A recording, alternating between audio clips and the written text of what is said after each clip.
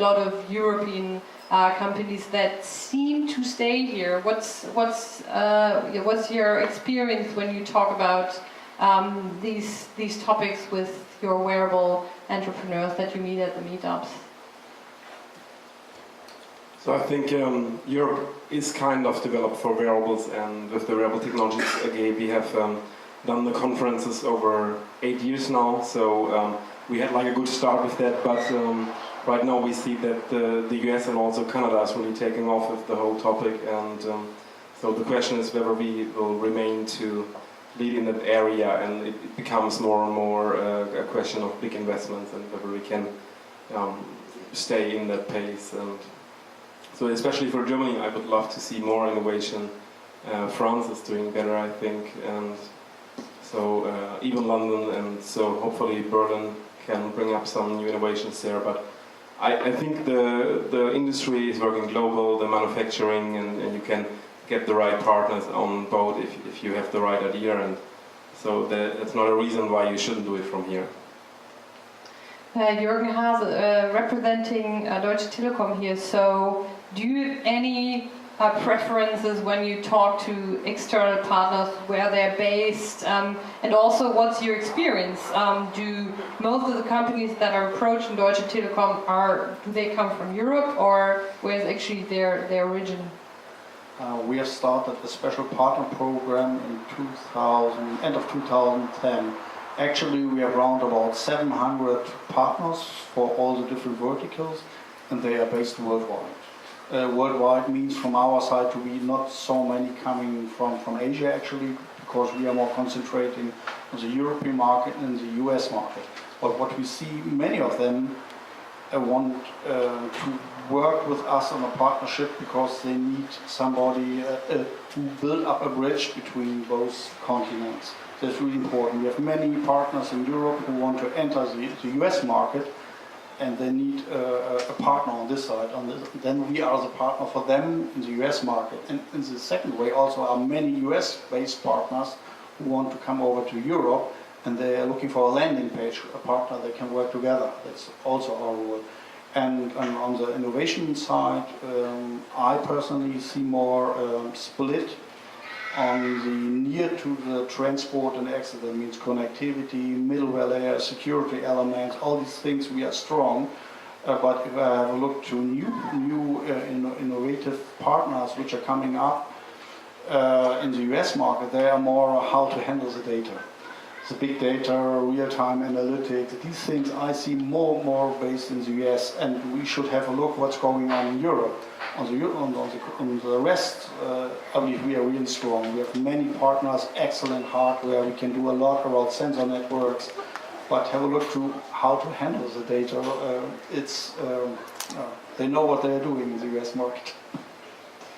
Yeah, and this is actually a very interesting topic, all those data that we're now collecting with millions, billions of wearables, of devices.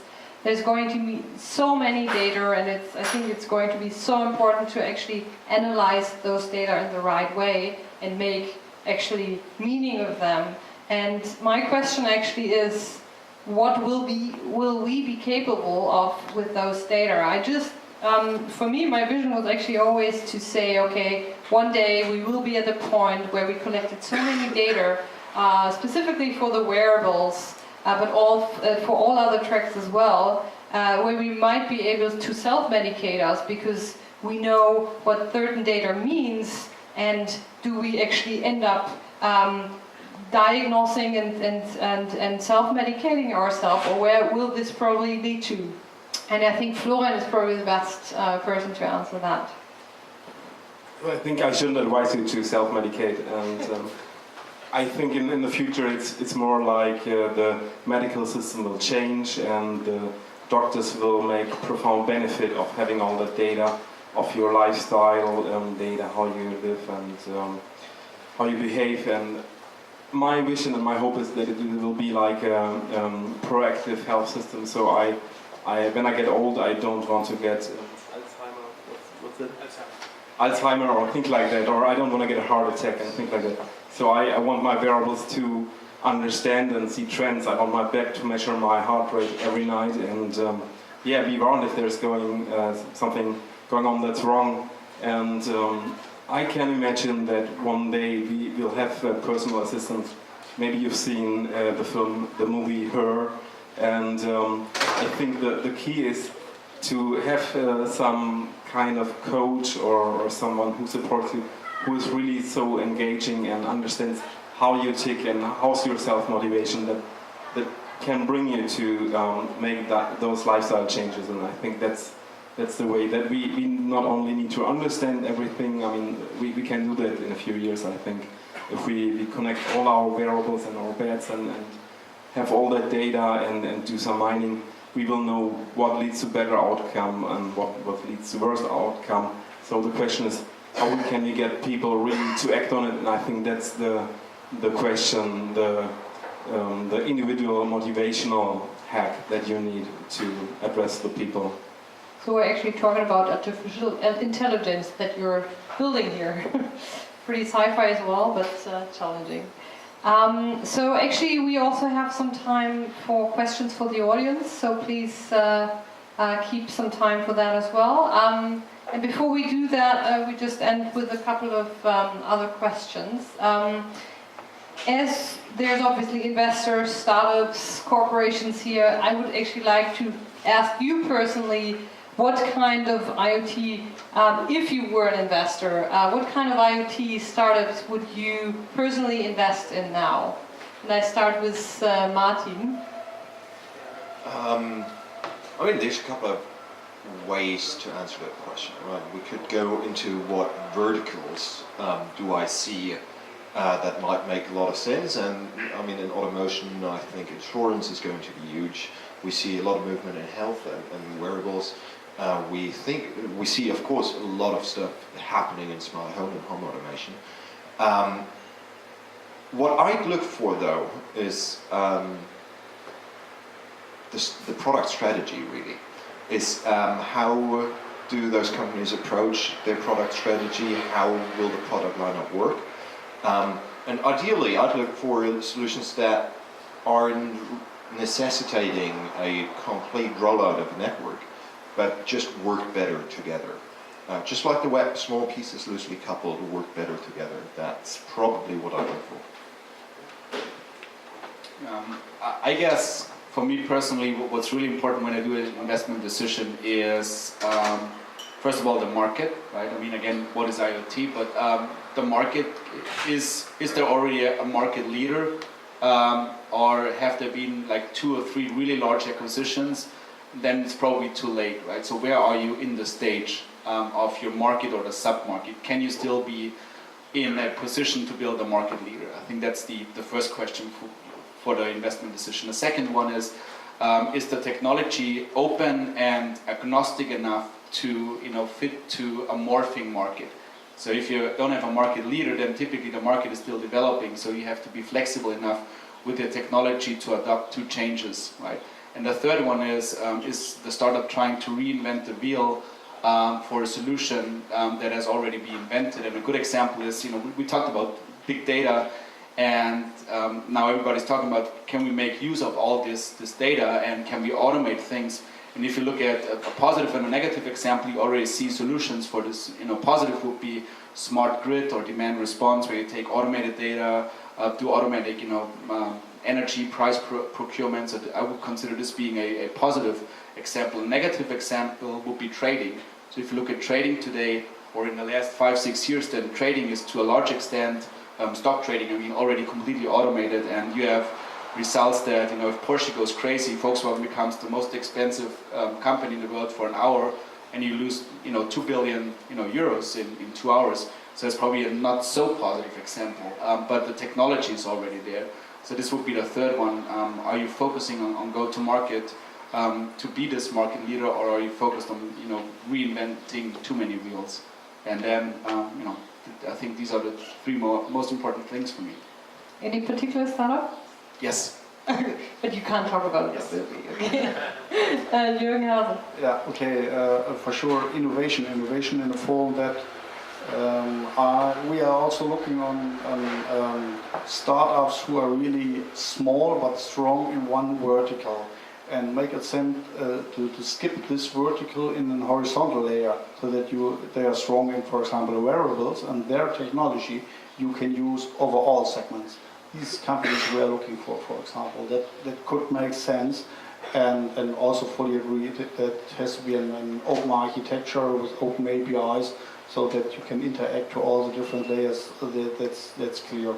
But the most important thing for us actually is really to find out the innovation. It could be something like power consumption. Sounds so easy, but if we talk about billion of connected devices, they have to be really small without any power consumption. All these things make sense. And can you skip this vertical solution driven for one vertical into an independent horizontal? Because then it is high scalable and ready for mass market. So these things we also look at. So in the wearable space, I think there will be a shift from the wellness products that we use right now to the medical space. So in a few years, the medical market will be even bigger than the lifestyle products that we use.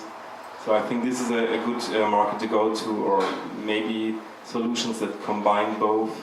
And from the quantified self space, I really like the idea of that thing that understands my mind and really can help me reach my full potential. So that's what I like to invest in. Thank you. Very, very interesting, and also very different perspectives here. Last question from me, actually. So we are in the year 2014, sorry. Okay, sorry. I'm already next year. What will the year 2030 actually look like thanks to IoT? What will happen by then? How will our cities look like? How will our companies look like? How will the way we interact with technology look like? And I actually have some very nice quotes here that I would like to read out. For example, John Chambers, CEO of Cisco, he said, it's going to be about digital countries, the ability of a country to completely transform itself. So this is like a very global sci-fi view. And also, there's also another quote that says, it's like watching the planet developing a nervous system.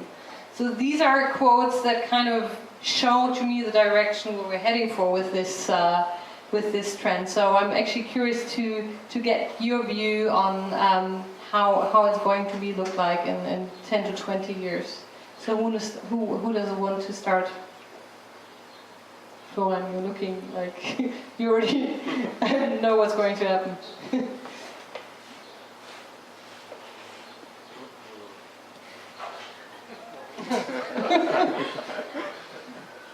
So I think life will not be so much different from today. I mean, we still need to learn what's good in life, that we do not use the car, that we rather walk and things like that, and use wearables to learn that again. So I think life will be much easier, but still we will focus on the things that are important in life, and since we remain in our bodies, we have the same physical needs that the people 200 years ago had. So it will be much more convenient, it will be fun, and we have many new challenges to cope with. For example, information overflow, which will get even worse in the future, and there are so many small solutions to address and maintain a well-balanced lifestyle.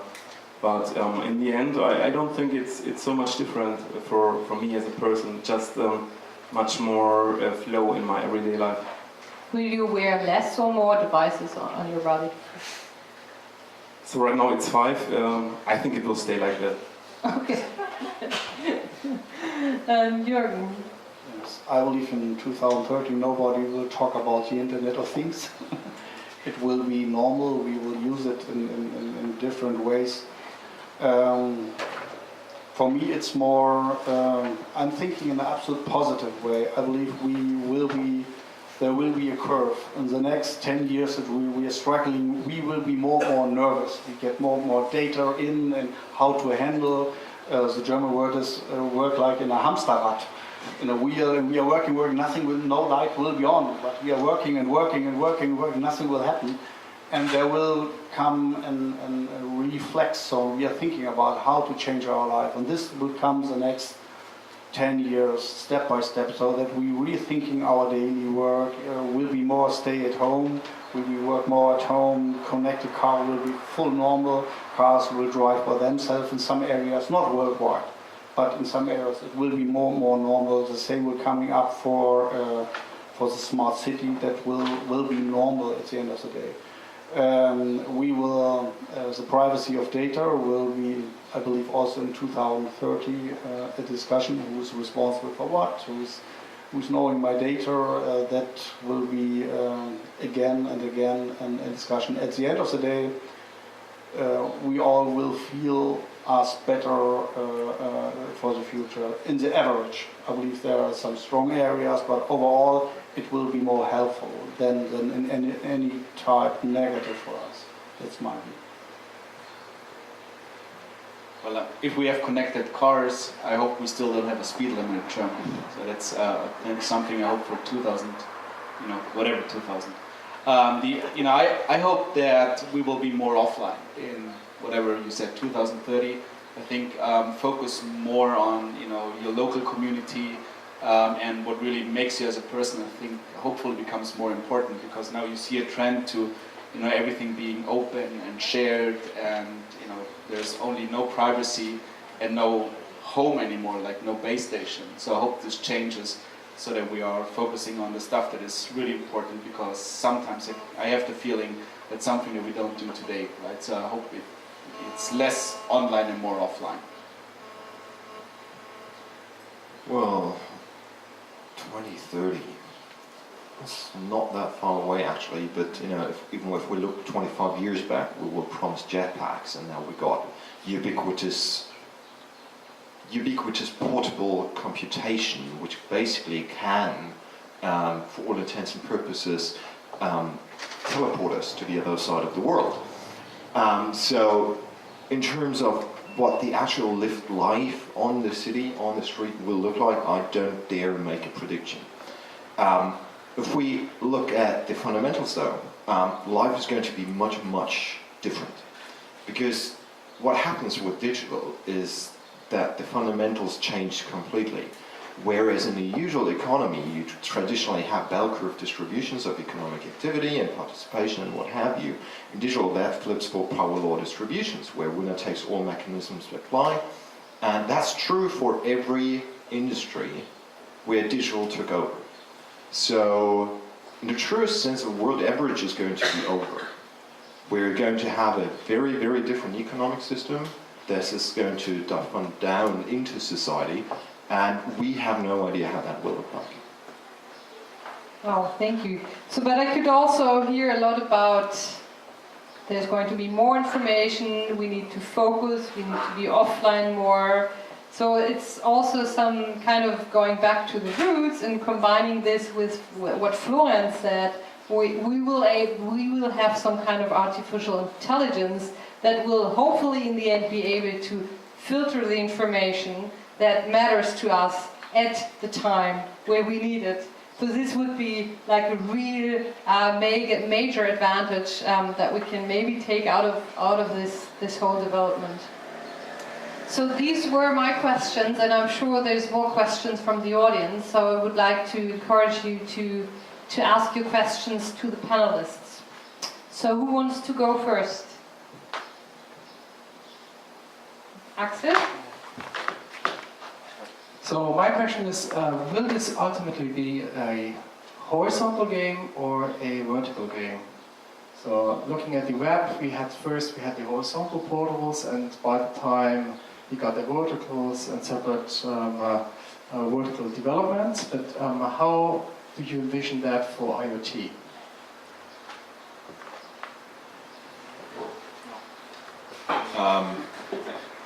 Given that there's a huge component of internet and Internet of Things, I think we're going to see pretty much the same dynamic we saw on the internet and on the web. It's going to flip-flop. You'll have vertical developments that will horizontalize out, reach a new plateau, which will then lead to new verticals, which then will horizontalize out. To make a projection from the outset is not going to be possible. I fully believe that we'll see the biggest traction in verticals that will then lead to horizontal distribution of technology. Does that answer the question? Okay, some more opinions? I believe it will. You need both. You need horizontal layer, things you can use again and again to make it scalable. If not, it will be too expensive, especially in the next years. And you need the vertical expertise to enter the different vertical markets.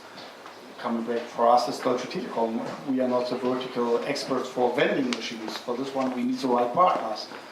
That's the reason why I believe you need something of both. The vertical expertise driven by partners, by the new partners, more news, plus more horizontal layer for the mass market, make it possible.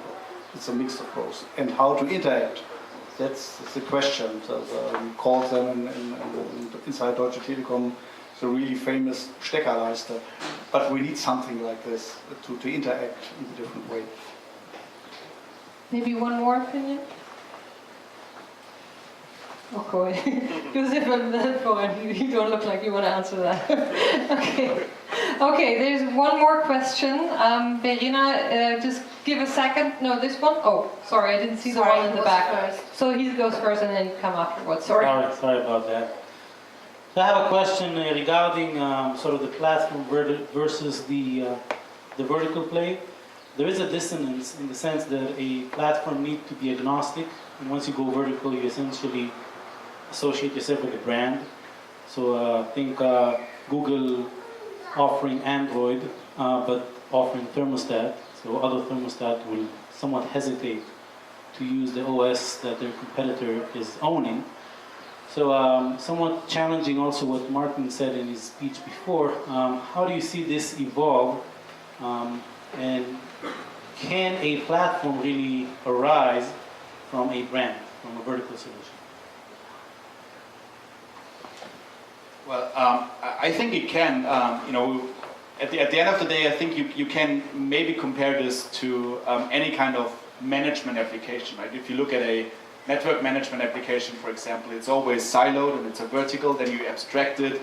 Then you manage more than just switches and routers. Then we abstract it, into another layer and then become a management and ticketing system. So you have different layers and it's basically an evolution, but you got to start somewhere. So I think you can do it. To your point specifically, I think there's one other attribute to consider, which is the market force. So how far do you want to abstract it really? How open do you really want to be? I think for a startup you need to be open and as open as you possibly can to gain market share. But if you talk about bigger players like the one that you just mentioned, maybe you're not so interested anymore to be that open because you want to lock down the market to some extent on the platform and on the device side, right? So I think these are the two dynamics, but I think it certainly can evolve, and but I think it's also a consideration of your go-to-market plans and how you want to lock up and secure the market, because with all these new startups coming, like you guys, you are a real threat to big guys, right? And you need to do something to secure your market, because the customers don't care anymore, right? They go with startups. That's totally different to 5 or 6 or 7 years ago. They're really open-minded, so locking down something might be an option. I'm not sure. I'm not saying it's a good thing, but it might be a consideration to secure a market. Okay, there was one question in the front of Verena. Thank you. Yeah, hello. My question was about user experience, of people.